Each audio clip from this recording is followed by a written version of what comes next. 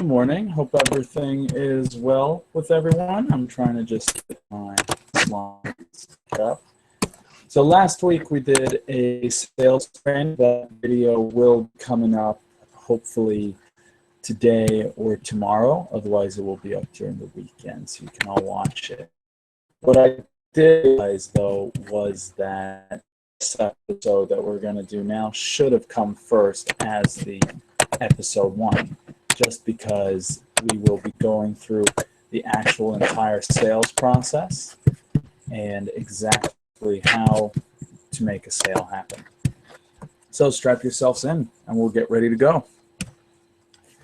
So as you know, our mission and vision is to make dreams reality, to change lives, to bring champagne's moments to people's lives, and to be the best at what we do every single day, because people are putting their future in our hands.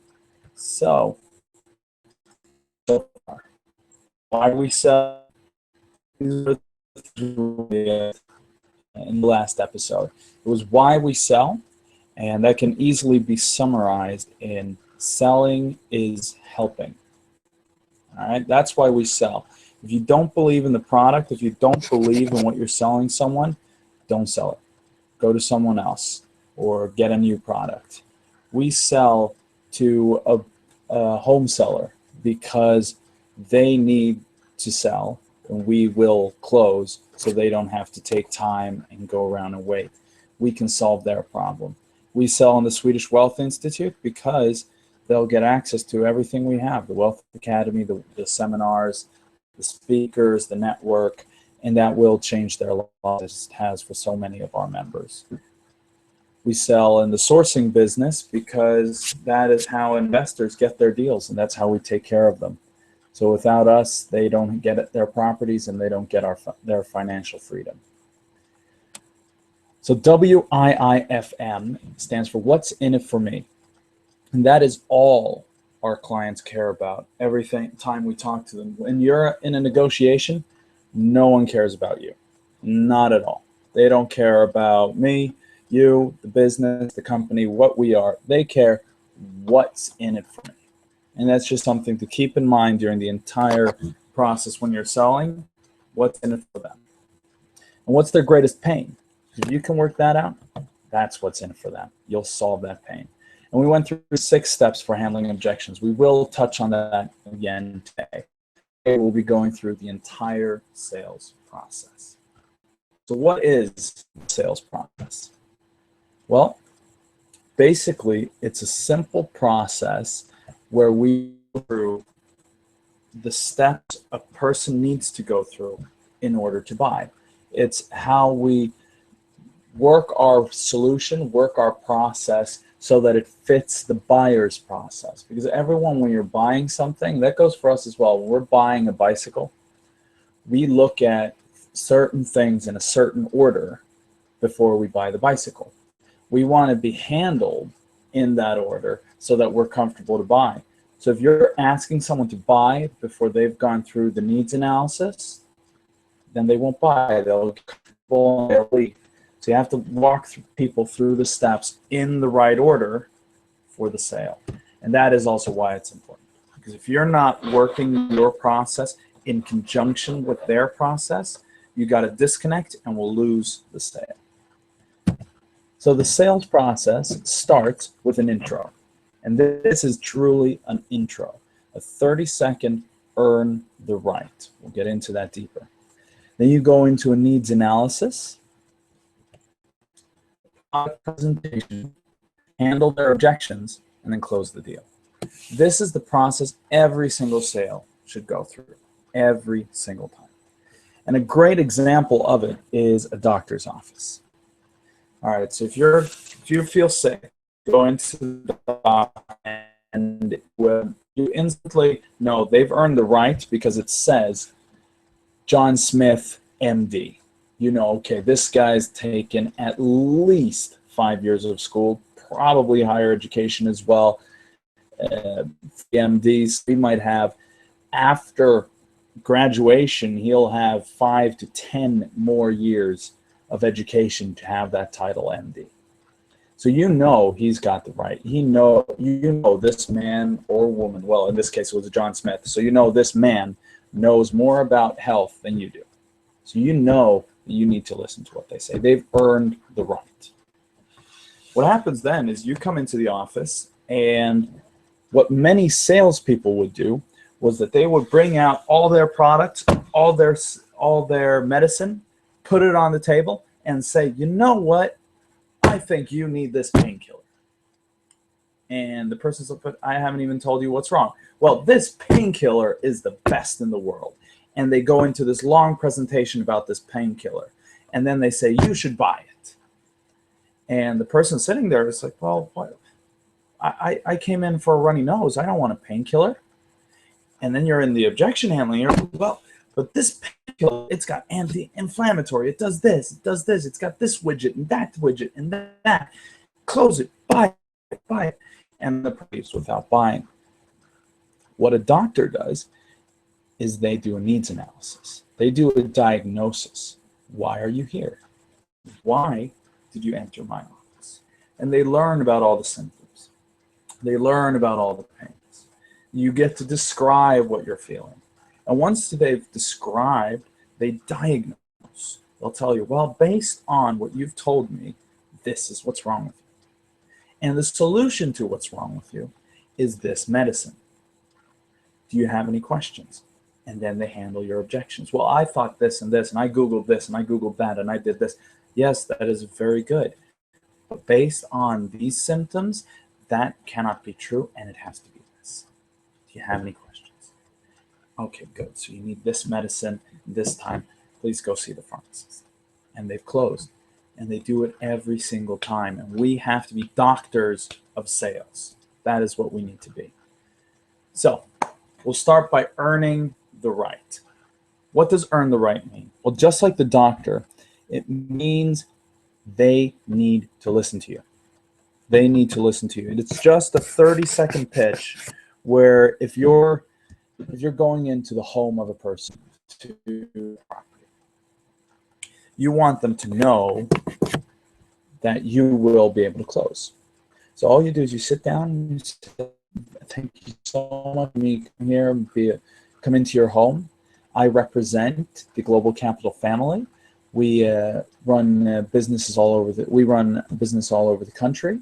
We help out other home buyers every single day or home sellers every single day to sell their properties, and we work with a network of investors who are willing to help and can help you get out of your home or help you sell your home. And that way you've told them, all right, I can help you sell, I will buy. That's all you need to say. You don't have to go into the numbers or I'm anywhere. Just saying, look, I know you're selling your home. I can buy it. Then you've earned the right to be there. Same thing as if we're at the Swedish Wealth Academy. We can just say, well, we have over 100 members, and we work with some of the top coaches and speakers from all over the world to help entrepreneurs grow their business, and that's exactly what we've done for our customers. Okay, good. You've told them we have lots of customers. You've told them we got top coaches from all over the world. Now you've earned the right to ask them, tell me about yours. Now you know, again, going back to the question, what's in it for me? Well, in this case, in both of these cases, what's in it for me is either, well, this is someone who can buy my home. So I need to tell him everything or tell her everything she needs to know to be able to complete this transaction. If it's someone who's at the Swedish Wealth Institute, well, I know that you've helped lots of other people. Let me tell you about me so you can tell me if you can help me too. So you've earned the right to be in that conversation. The same thing if you're recruiting angel investors. If you're trying to get an investor, you want them to know, okay, we have we invest in properties all over the UK, and we work together with private individuals and companies to give them the chance to also benefit from investing in property. Now they know you've helped others, you invest all over the country, and you can help them. Now, be the doctor. You've earned the right. You've told them that you're an MD. You've told them that you have this experience. Now it's time to ask, well, why are you here? Or why am I here? Why am I invited into your home? Or why are you looking to sell? Why did you come to this event? Why were you interested in speaking with me about investments? And now we start asking questions. They'll tell you their story, and the longer you can spend in the needs analysis, the better.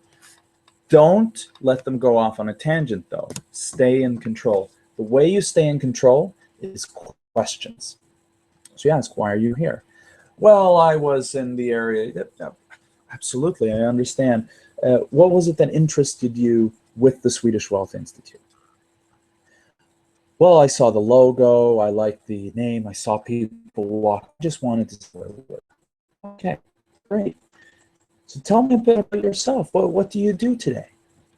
Well, I run a business doing this and that and this. Oh, that's great. How long have you been in business? I've been in business for so long. Wow, that's great. Well done. Well done.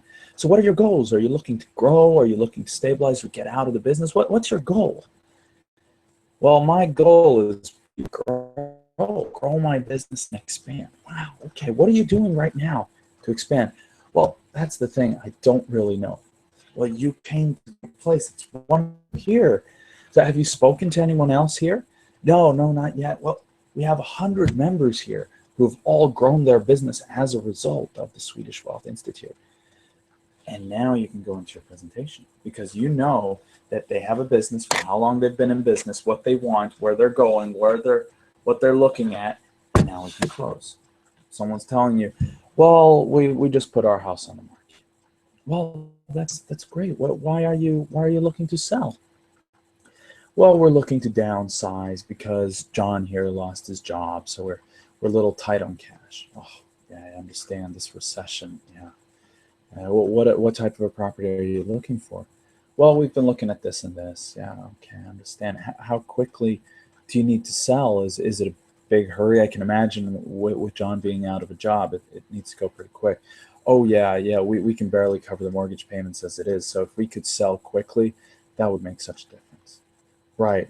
So I'm guessing you're focusing on a cash buyer for this, so you don't have to wait for the mortgage and the banks. Yeah, that would of course be ideal. Good. And what about your situation? I mean, obviously, I understand you want to and be able to get into a new apartment. Well, how much is it you need to get out of here and be able to start anew? And all of a sudden, you're asking questions. You're caring. You're trying to help them. These aren't intrusive questions if you're asking them in the right order. If you're asking them out of a place of empathy. If you're caring about the person, if you're sitting there like, oh my, wow, I'm so sorry you lost your job. Hopefully I can help you. What do you need? What can I do for you? They'll respond and they'll want to tell you. Then you get into the presentation. What did they just tell you? Remember, what's in it for me? That's all they're listening to now. They've told you everything. They've given you their pain. This is when so many salespeople open their computer, open their standard PowerPoint, and say, good, let me present what I have. And they show the standard presentation. If you're sitting there as a potential client, you've spilled your guts, you've told them everything, they're giving you the standard presentation, you get pissed. I just told you, why did I even tell you these things if you're just going to show me the standard shit? If you're going to show me the standard stuff, just come out and do it. But if you're going to ask me about me and I'm going to tell you everything about me, you better tailor your solution to my situation. Okay? So listen to what they're telling you. What did they say? And then tell them what they want to hear. Tell them how you can solve the problem. And think beforehand, what are all their potential objections? Why Why wouldn't they want to sell their home to you? Why wouldn't they want to invest with us? Why? What are all the objections? And then when you present, you telling them, well, we've helped hundreds of businesses grow, and I'm sure we told me 9 employees, and you're looking to grow, that you don't have a coach today. But what happens for most successful business owners, someone else, a coach that can show them the way. And that's exactly how we've structured the Swedish Wealth Institute. Is we've brought in the top coaches and speakers from all over the world to help and create a program, create a community where we can help each other and we can help you grow. So what we would do for you is, and that is important, what we would do for you. So first you're bringing in the broad, you're talking about how big and awesome we are, and then you're going right into them. So what we would do for you is we would be able to provide you with connections, say X over there, Y over there, and Z over there. They're all in the market for what you are, what you work with. So you could get clients here. Second of all, in the Wealth Academy that you will get access to, you will learn about how to run your business based on numbers.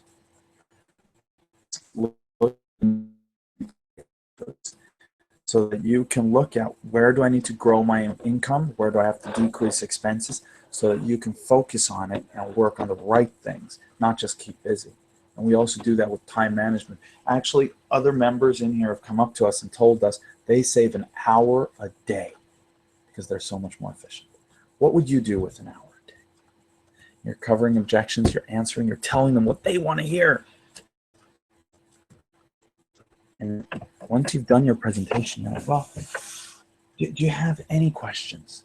Is there anything you wonder? And they'll tell you. Listen to it.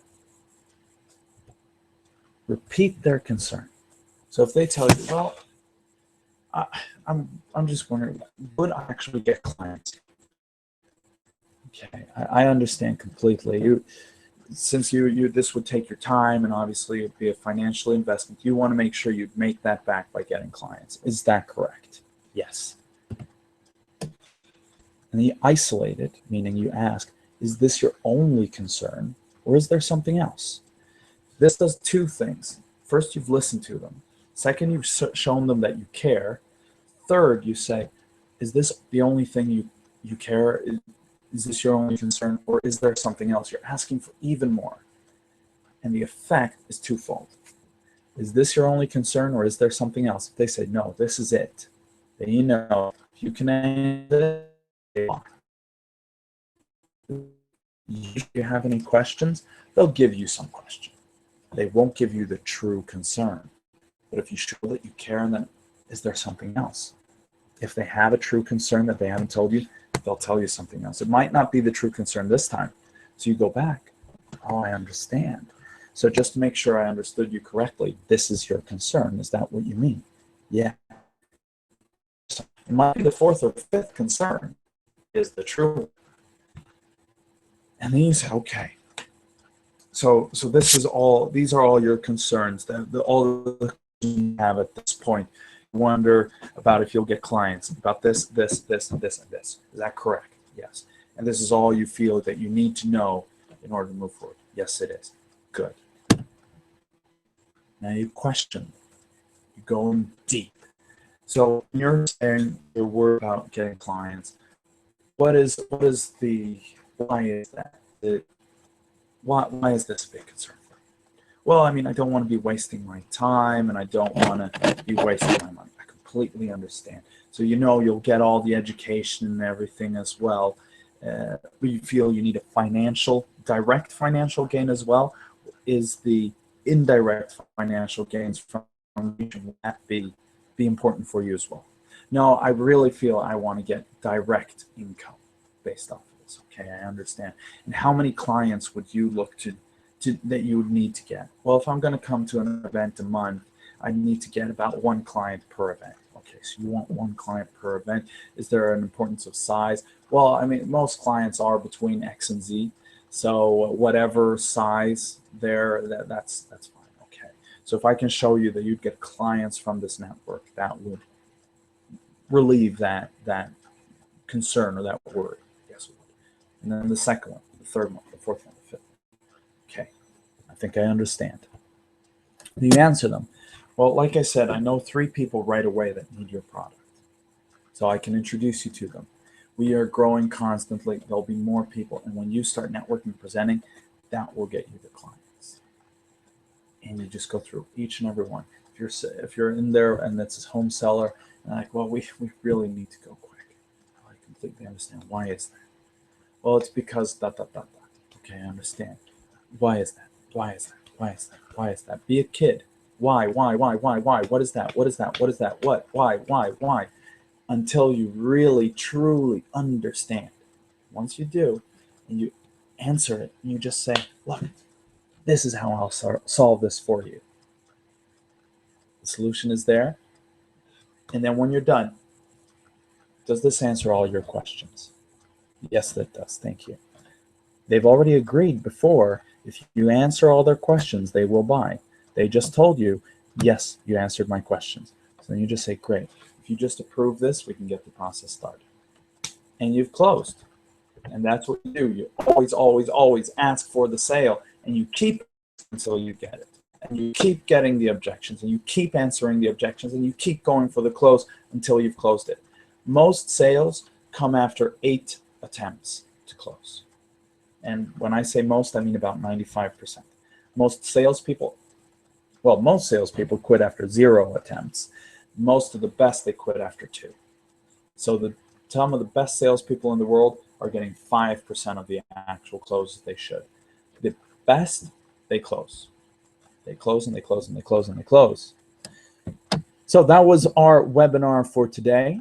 We'll be doing the next one on the 15th of September. That will be part 3. We'll be working on seed planting, on how to say, what not to say, words to use and avoid, and it will be really, really good. Thank you for joining me today, and have a wonderful day. And